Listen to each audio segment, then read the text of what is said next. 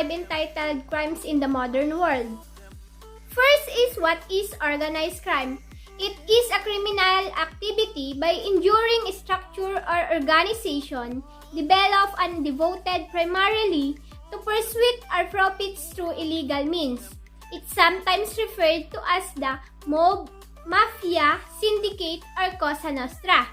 We have sources of illegal profit. So what is sources of illegal profit? It is the organization gains from goods and services that a great demand by the society but are prohibited by the law. Those are the enforcer, corrupter, and corruptee.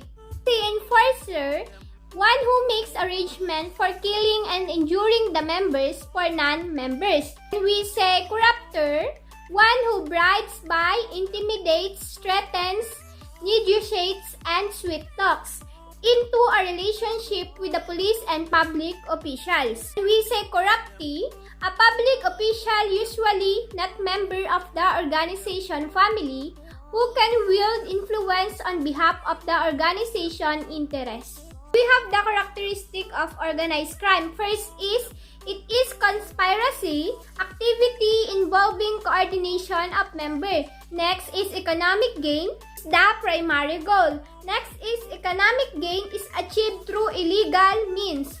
Fourth is employs predatory factors such as intimidation, violence, and corruption. The fifth one is effective control over member, associates, and victims. The last one is organized crimes, does not include the terrorists dedicated. B. Political change. Are the general types of organized crime. First is the political graft. When we say political graft, it managed by political criminals. And when we say the mercenary or the predatory organized crime, it is direct personal profit by prey upon unwilling victims. And also, an example of this is the extortionists or racketeers. And the last one is the in-group-oriented organized crime. When we say this, it is a group manned by semi-organized individual whose major goals are for psychological gratification, such as adolescent gangs. And the syndicated crime. When we say the syndicated crime, it is the organization that participate in illicit activity in society by the use of force, intimidation, or threat. What do we call professional crimes? It refers to the occupation or their incumbents which processes various traits including useful knowledge that requires lengthy training, service orientation, and code of ethics that permits occupation to attempt to obtain autonomy and independence with high prestige and remuneration. So we have the characteristic of professional crimes according to Sutherland and Queenie.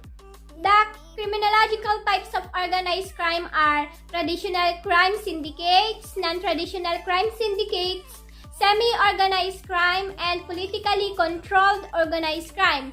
In these criminological types of organized crime, merong nagko-control dito. The first is the law enforcement effort, organization of anti-organized crime measures, and the community awareness and cooperation. What is white-collar crimes? Criminal act committed by a person of respectability and high social status in the course of his occupation. We also have forms of white-collar crimes. The first is the corporate crimes. When we say corporate crimes, but it is a violation of criminal statute. And when we say environmental crimes, it typically committed by business or by business officials. And last is the occupational crimes.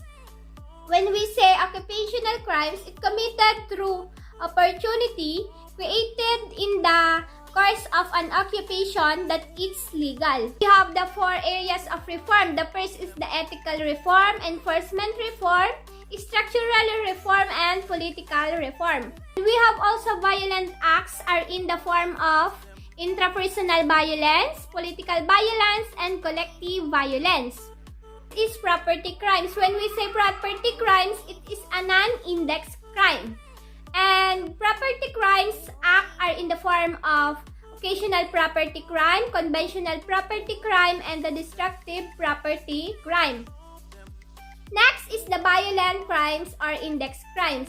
First is the murder. When we say murder, it is an unlawful killing of human being with malice and with the act of violence.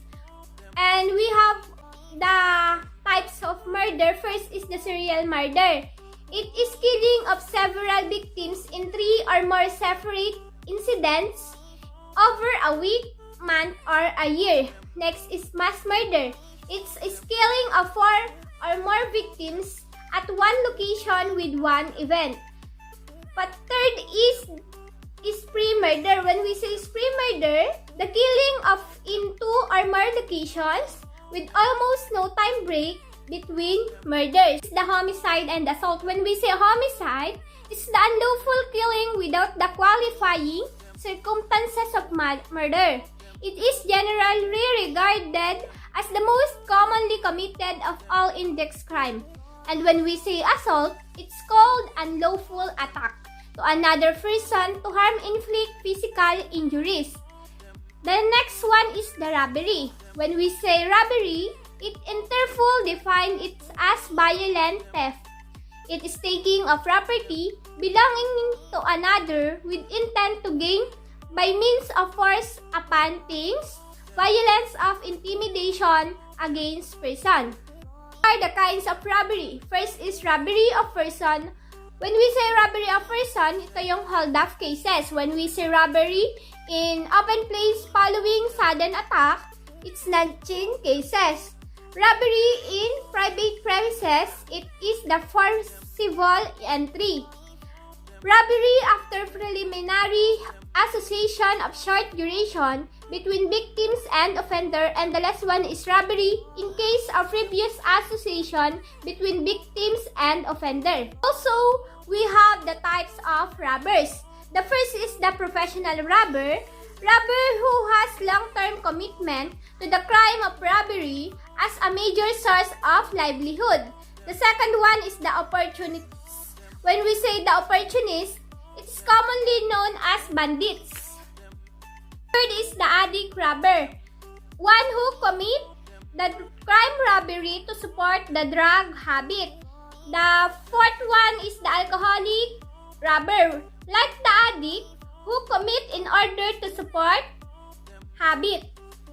And the muggers. When we say the muggers, they are the most feared robbers. The next is the rape. When we say rape, it is commonly defined as carnal knowledge of woman against her will.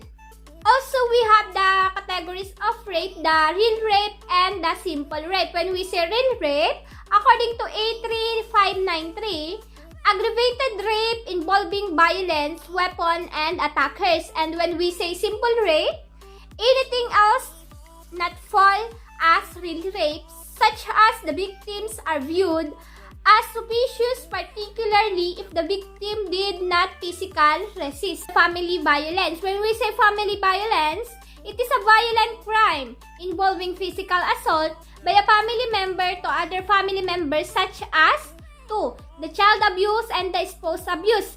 In child abuse, it is an attack or assault of an adult against the defenses of people who cannot defend themselves, usually by a parent to a child. And when we say spouse abuse, husband versus wife battering.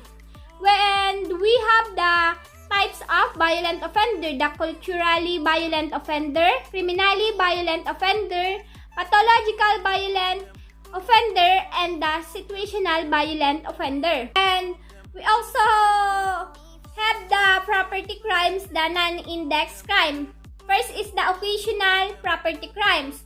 A group of property crimes committed by ordinary property criminals with little progressive knowledge on criminal techniques. They tend to commit crimes such as auto theft or motor vehicle theft, shoplifting or good pilferage, vandalism, and the check forgeries. And we have also the type of auto theft, the joyriding auto theft, short-term transportation, long-term transportation, and the profit-motivated auto theft. And we have the types of vandalism: wanton vandalism, predatory vandalism, and the vindictive vandalism. The second one is the conventional property crime. When we say conventional property crime, these are group of property crimes committed by professional criminals on a persistent basis, which continue form of career criminality, which includes burglary or robbery, defense, larceny, or theft. And next is the drug abuse. It is the use of drugs with such frequency that it causes physical or mental harm to the user. Tinatawag natin na drug addiction.